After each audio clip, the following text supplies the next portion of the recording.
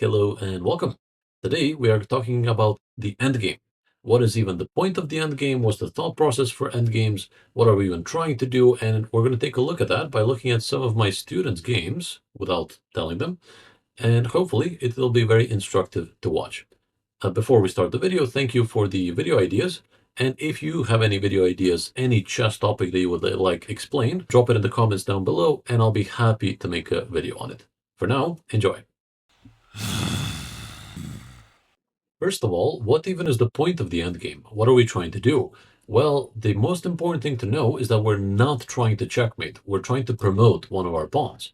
That's a big mindset shift because in the endgame, there's not many pieces left. So for that reason, it's going to be really, really hard to checkmate because you would have to cover not just the king square, but all the surrounding ones. To protect all of those with these three pieces is very difficult, and your opponent will have a chance to fight back. So for that reason, a much more viable and easier strategy is to take one of your pawns and escort it to a queen. From there, it'll be much easier to checkmate. So the first thing that was played in this position by my 400 rated student after rook f8 was rook h1, which I complimented him for because he showed great understanding of the promotion being the main objective here. So a lot of players would have continued with giving a lot of checks, just trying to find their way here. But as long as you keep promotion in mind, you should have a much better sense of the endgame. So our main thing when it comes to the endgame is if you have a passed pawn, that's your main candidate for promotion. Now, what is a passed pawn? A passed pawn is a pawn which has no enemy pawns in the way of its promotion. So the G pawn here is passed, so is the H pawn, and so is the E pawn. Even though there's a lot of pieces stopping it, there is no enemy pawns in the direct line of its promotion or the adjacent ones that could also possibly stop it. So for that reason, white gets to choose one of these pawns and put a rook behind it, just so it's protected as it goes up. That's the point behind this rule. And from there, just promote and win the game. So for that reason, here rook h1 was played, and after rook f2, okay, we're supposed to take a timeout to protect our bishop with king c1, let's say, or moving it away, or knight e3, but my student decided to just go h4 here. And he went so hard on promotion that he actually blundered rook b1, but the opponent didn't see it, so it's okay. But after a while, promotion did happen, and we ended up winning this, but still, it's not easy to win this. But in order to win this smoothly, you have to keep promotion in mind at all times. The main objective is to promote. After promotion, you have a queen, then you checkmate. So here, the easiest win is to push the g-pawn. And that's the simple formula for endgames. As soon as it's the endgame, you have to remind yourself, okay, now it's not about checkmate, it's about promotion. And then if you have passed pawns, those are the ones that you promote. If you don't have any passed pawns, then look to create some. Speaking of passed pawns, in rook endgames, there's a famous principle: put the rook behind the passed pawn. You might hear this online, but not fully understand it, so I thought I'd take some time to explain this one. In rook endgames, when you have a passed pawn, you're supposed to put your rook behind it, and the reason why is very logical. Once you push the pawn, whenever it's pushed, it's constantly supported by that rook, constantly defended. So, for example, if black plays rook to c6, they're trying to stop our pawn, but we push through anyway, because it's protected. And if they try to stop our pawn like this, they are not in time because of a7, and they cannot go rook b8 because we would take it. In fact, at the starting position, rook a1 is completely winning for white because there's no way to get the rook back in time to the 8th rank because of our well-placed pawns. So this just instantly wins. But what if there was a black pawn here? That would make this not a passed pawn. What do we do then? Let's take a look. So we will adjust the position here. I'm going to add a black pawn over here. What if this were the starting position? Well, the rule is that if you have a passed pawn, put a rook behind it. If you don't, try to create a passed pawn. So rook to b7 here is the best move. And let's say they go try to take our pawn. We take theirs. We're in time to protect our pawn. But this offers much more chances for black to save the game because black is behind the passed pawn. So the rule of put the rook behind the passed pawn applies for your own pawns, but also your opponent's, because now the pawn is constantly attacked from behind as soon as it moves up. And you might say, okay, but it's defended as well, and that is true. However, the issue is that let's just play some moves. So for example, c6 getting out of this attack. we're going to go rook a8 with white to make sure it's supported, and it's going to be supported up until a7, and there's nothing black could do about that. But this last step will be impossible because the pawn is being pressured.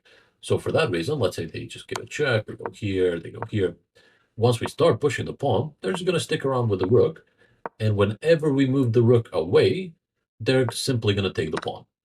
So for that reason, we must find a way to move the rook with a check, not to give our opponent time to take it. That's one pattern to keep in mind when you have this situation. One idea to win this is essentially to, let's say white does something. If black makes an incorrect king move here or here, we could deliver a check, and while they're solving the check, even if they attack our rook, we get to promote. So this is a common pattern that might win you some games, so I thought I would include it in the video. And one more thing, let's say that they go king e7, you go somewhere, and now they play f6 for some reason. This is the other pattern that you have to know. Now we can't give a check, because if we do, they would take it. We promote, and they take that as well. But what can you do? You can do rook h8. And the point is that now they have to take your pawn, otherwise you promote. But when they do, they are perfectly lined up for this skewer. That is the point of rook h8. So these two patterns you must know in order to win from this position. This is the second position of the same person, so about 400 rated on chess.com, and this was an endgame that they reached as well. And in these lower rated endgames, when you do reach an endgame, you're probably up a lot of material, but that doesn't make it a lot easier to win, because still checkmate is not on the table. So you have to respect the endgame objective of trying to promote. The fact that you have extra material may make it easier to promote, but without promotion, it's near impossible to win. So for that reason, we're going to stick to our formula. If we have a passed pawn, we're going to focus on that one. And if we don't, then we're going to try and create one. So in this particular position, the passed pawn that black has is the c pawn. So that's probably going to be our main candidate to try to win this. So as is the formula, when you have a passed pawn, look to support its promotion with all your pieces. So either with your pieces or even with your king. That's another thing about the endgame, because it's the endgame, there's not many pieces left, it's near impossible to checkmate. So your king doesn't want to be kept safe anymore. On the contrary, it's a hugely strong attacking piece. So oftentimes, it is the best piece to help your pawns promote, should you not have a rook. So if the rook wasn't on the board, I would get my king to support my c-pawn, get it to here, then try to get my king over here and promote the c-pawn using the king. However, I have a rook right now, so that makes it easier, because I could just put the rook behind, like rook c8 here. I could put the rook behind the pawn and simply push until my opponent has to give up their bishop, the last defender, at which point I recapture, take the a pawn to create the pass b pawn, and push that to promotion as well. That will be the general plan here. Now, of course, when your opponent has pieces remaining, then they could sacrifice for that pawn, or block the pawn, or stuff like that. So that's going to make it difficult, which is another thing. If you can, you should trade those pieces off, sometimes even in a bad way. What do I mean by that? Well, here, if not bishop d5, another pretty decent move here, surprisingly, is to just move the knight with the idea of making a bad trade. Now, why do I say bad trade? Because the rook is worth 5 points while the bishop is worth 3 points. However, in the entire position, if you look at the position as one picture, that's going to be great in terms of making our win easier. So let's say our opponent plays king f3. I would, in a heartbeat, play rook takes e3 here.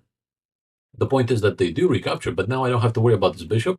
So the chances of me blundering something are now slim to none, and I'm just going to go around and capture the remaining pawns, and now I have multiple passed pawns. Again, use the king or the pieces to help them get to the other side. And this will be much easier as opposed to dealing with the bishop, because if I do the plan from earlier, put the rook behind and push, once I get to c2, they're going to play bishop c1. And then I have to spend some additional time to get rid of the blockade. By that time, maybe they set up the blockade a little bit stronger using their king. That gets a little bit complicated. So why would you force yourself to go through those complications when you could just make a quote-unquote bad trade, as long as the position at the end is still winning? So a bad trade is a very common conversion technique that we use in order. Let's just see that once more here.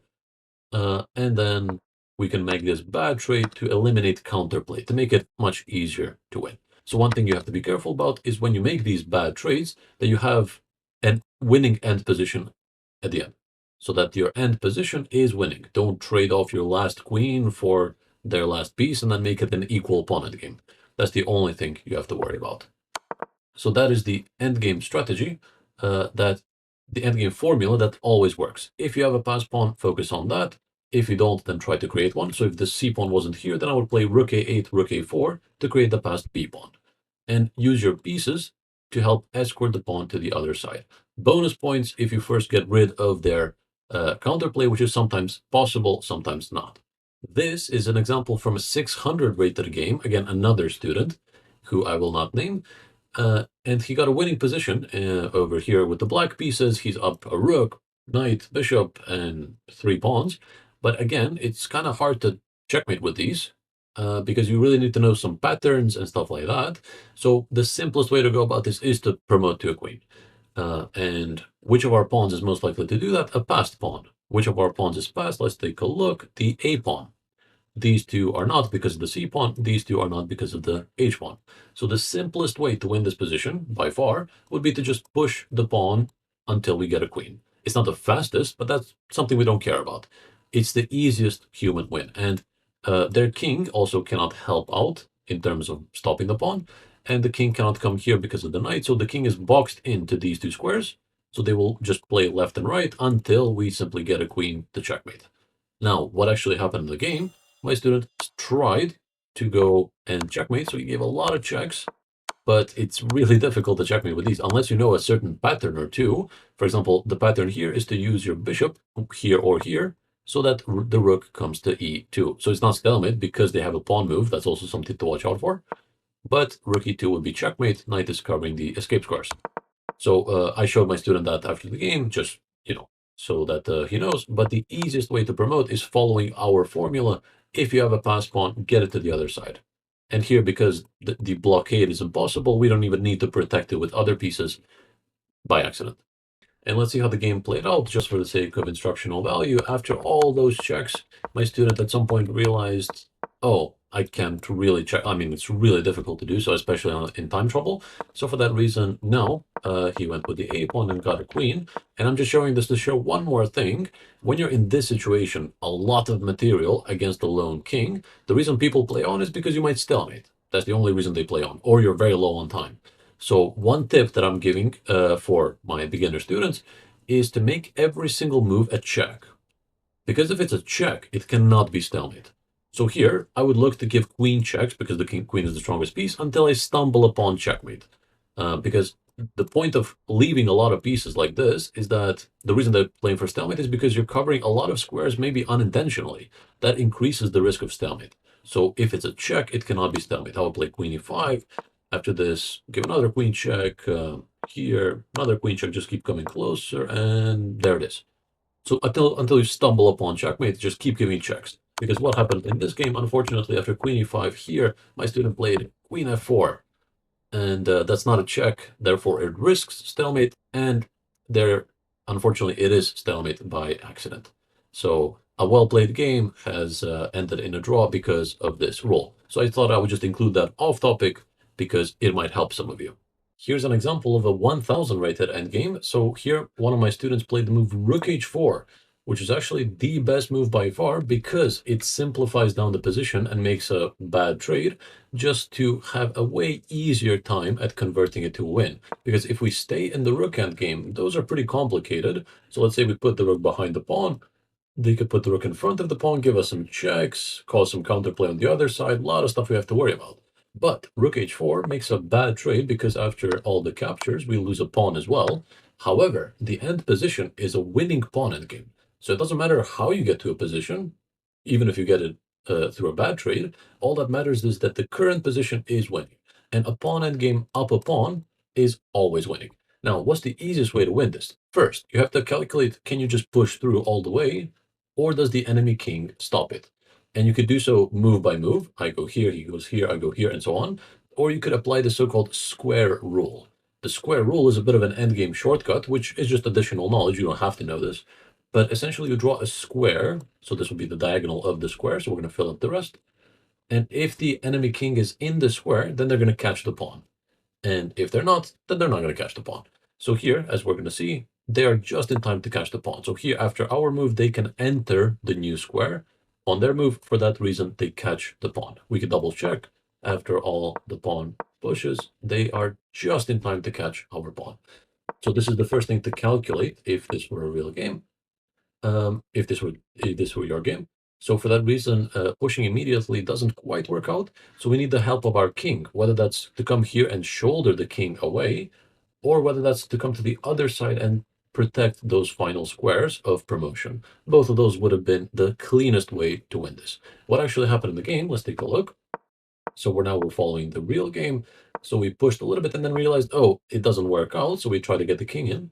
However, when you get the king in, it's very important that you go to the opposite side, because then you get to protect all of your pawn's squares. Whereas if you go from this side, you get blocked by the opponent's king very often, making it a little bit more difficult to win, although even that is winning. So let's take a look at what happened in the game. King d5, here, king d4, and now black realized, oh, I can't go any further, so they just made a random pawn move, but this is actually a big mistake, as we're going to see soon, because now white can create a passed pawn of their own, using the move g4. And after we take, they take back, they have a pawn as well, and this is still a win, but a much more difficult win. And now my student blunders with c3, but the correct way to win was e4, and the king catches this pawn while our pawns protect themselves because of an endgame concept called electric pawns. I'm just going to say the name, but I won't explain it in depth. Basically, the core concept is the king attacks one of the pawns, we push the other one, and that makes this one invulnerable. That's the core concept. If you would like, you can research more, but not to get into too deep into endgame theory. So this random pawn move can sometimes be result changing for that reason. Whereas right now, they have no way of creating a passed pawn, because if they go g4, they cannot go f4 because we would take it, and f4 is what requires them to defend this pawn. So this can never create a passed pawn against this, as long as it doesn't move. But because of this move, now it can. So what is the technique here for black? The technique is to use your extra pawn to gain more king activity. That's how you win pawn endgames up a pawn. So let's take a look. c3, king c2, and now we can either abandon the pawn immediately in order to get to the other side and take the remaining pawns, but it's safer to first get a little bit of space. So let's say they go, if they make a pawn move, we could just wait, but sooner or later they will have to go back with the king. So let's say a pawn move, we go here, and now they have to go back with the king. If they go here, we just go to the side and support the pawn in its promotion by force. This is a pre-move, pre-move, pre-move, nothing they could do. So they have to go back somewhere, let's say here, and now we can abandon our pawn in order to promote the other one. So let's see here, here, here, and this is a winning endgame. Again, you use your king to support your pawns as they move up the board until you get a queen. So that is the technique for winning up a pawn in a pawn endgame. That's why every pawn endgame, almost every pawn endgame, up a pawn is a victory. So what is our point here? This was a easy win at the start, but it requires some pawn endgame knowledge, which previously my student did not have, but now has. And let's see our last example, a 1250 rated student who essentially traded down very nicely, like this, into a pawn endgame up a bishop, essentially. And this is relatively straightforward in terms of how to win. We're trying to maximize our king and take this weak pawn. That's the first step. But using our extra pawns, we will create a passed pawn and then push it to get king activity. So that's kind of how this works. It's hard to calculate the victory from this, but the method is pretty straightforward, and it doesn't really require any stopping any counterplay or something like this. It's relatively risk-free. So the first part was beautiful here. Absolutely wonderful. Just making slow and steady progress, trying to take out pawns whenever possible. So bishop d8, trying to go the other way. d5. So it's in black's interest to try and trade off all the pawns and maybe hold that endgame, although even that is losing. So objectively, this is a lost position. And here we have our first moment. Our opponent plays d5, and based on our endgame knowledge, should we take this pawn or push the pawn? I'm going to give you a couple seconds to think about it. I'm spoiling the solution in 3, 2, 1. Hopefully you paused the video by now and thought about it. e5 is the correct move. Why? Because this is a passed pawn immediately. And we use passed pawns as our main candidates to promote. So whatever they push here, we're just going to take or ignore. And at some point, they're going to have to go back with their king, allowing us to get our king up. Of course, don't sacrifice your bishop for no reason, but that's the general theme here. And as soon as you have a pass pawn, you can use your king and bishop to escort it to the other side. So let me show you an example variation that I just think of off the top of my head. So say they push one of these. The only thing is not to allow them to get a pass pawn. So you have to be precise about the captures and whatnot. If they push c4, I would just push d4 just to be safe. And now anytime they push b4, I could take or ignore them. They're not getting a pass pawn here. So now I could fully focus on this situation. So let's say king f7, or let's say king d7 to attack my bishop. I'll just move away. That's fine. They go back. And now I just have to waste a move, let's say somewhere. Because they don't have the luxury of wasting moves, while I do, because I have a bishop. Now they have to go back, I go forward. They have to go back, I go forward. This. Now I can already start to take some pawns, but I could just win by forcing promotion of this one. I don't necessarily have to give up my pass pawn. So I could do something like this. And now because my bishop controls this square, they have to go to the other side, allowing my king to cover all of the promotion squares. So I could pre-move, and that would be a queen. And from there, the checkmate would be straightforward. So help out with your bishop sometimes. Or another common technique is something that we will show, which could have happened in the game, but this was an easy victory with e5. Even if your opponent plays like b4 or d4, you just trade it, and these pawns are both stopped. Nothing will become a pass pawn. So now we can again fully focus on the situation. So b4, d4 wouldn't have made a difference. Awesome. So that is how to win this. In this game, my student decided to take this one, which is, of course, still winning, but it's just going to be a little bit more difficult because we don't have a pass pawn for that reason. King e3 played, b4, c4, okay. Again, after it takes, we would have a pass pawn, making things easier, but okay. c4, nothing of this changes the result of the game, so it's fine. Bishop c7 check forces the king a little bit back, allowing our king to get up, or our pawn, fine. Here, 7, take, okay, this was all fine. And then here was the quote-unquote difficult part. This was the other shortcut that I wanted to show you. When you're in this type of endgame, when you have a pawn and a bishop, or a pawn and a knight, even if these aren't on the board, doesn't matter. A very simple technique of winning this quite quickly, especially if you're in time trouble, is to play out with these guys as if the minor piece wasn't on the board. What do I mean by that? So place your minor piece somewhere where it doesn't affect this situation, this area of the board, and simply play out the king and pawn versus king as if it were the draw that it usually is. So king and pawn versus king like this, if nothing else is on the board, is a theoretical draw. I will make a video on that separately if you're not familiar with the technique, but I'm just going to claim that this is a draw if there's only these on the board. And the reason why is because the black king can constantly keep opposition. So for example, the technique is to go in a straight line in front of the pawn, and if the white king steps to one of the squares, we just meet him on the same side. This is what's called opposition. So now we oppose the white king.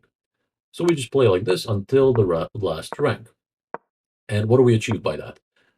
First of all of this is very straightforward, and you just have to keep making progress. But the trick is the following. At this position where we push the pawn and they go in front of the pawn, now, if we had nothing else on the board, we would have to stalemate them or go away and lose our pawn, both of those being draws. That's why this position is a draw. But because you have a bishop or a knight or something else, now you can afford to waste a move. So you just play a move that has nothing to do with this little quadrant. The reason I keep emphasizing that is because a lot of players play a move like, let's say, bishop from f1 to g2, and by accident they cover this square, and that would be a stalemate. That would be a catastrophe. So for that reason, if you have a bishop, keep it somewhere where it doesn't have anything to do with this. So in one of these corners, because the bishop moves diagonally, so all of this will be protected, for example, but nothing has to do with stalemate. So for that reason, if I have a bishop, I put it somewhere like this.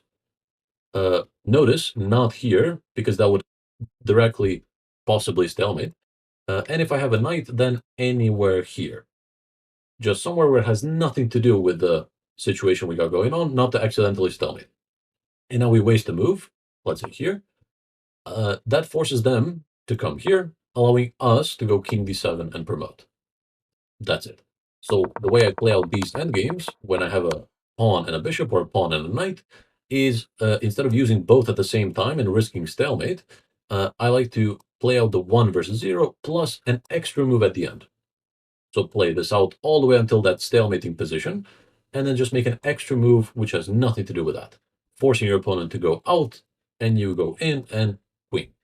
Just to illustrate what actually happened in the game, let's take a look at how this was played with white. So picking up the second pawn here, completely fine, nothing wrong with it. But the issue was that we went with everything here, as we're going to see soon. So some checks, and then even the b pawn came around. So this takes a lot of time to figure out. Can he possibly take me? No, he can't because of this. Okay, so he has to go back. So this is very time consuming. And if you're playing without increment and are low on time, that's why sometimes people make a draw instead of winning their hard fought game. So let's just see how this ended. As we can see, we're using almost everything. Okay, the bishop wasn't here. And now we're risking stalemate. King c6 would already be a stalemate. And luckily, my student had a lot of time here, and this was an increment game. But that very simple technique will save you some games for sure. And black resigned. To recap everything that we learned, we said, number 1, the point of the endgame, the objective, is to promote a pawn. Number 2, we do promotion by helping out with our king or our remaining pieces. Also, trading the opponent's remaining pieces significantly helps because you don't have to deal with blockades and stuff. Number 3 that we covered is the thinking formula for when you reach an endgame, which is essentially, if you have a pass pawn, that's the one that you try to promote and help out. If you don't, try to create one. That could be done by taking the opponent's pawns, winning them, trading pawns, a lot of different ways. So those are the general formulas for the endgame, and I do hope you've enjoyed that. If you have any questions or would like me to explain something a little bit clearer with more examples, feel free to drop a comment down below. And if you've enjoyed the video, like the video to let me know, subscribe on my channel to get notified when I post more, and I will talk to you very soon. Take it easy.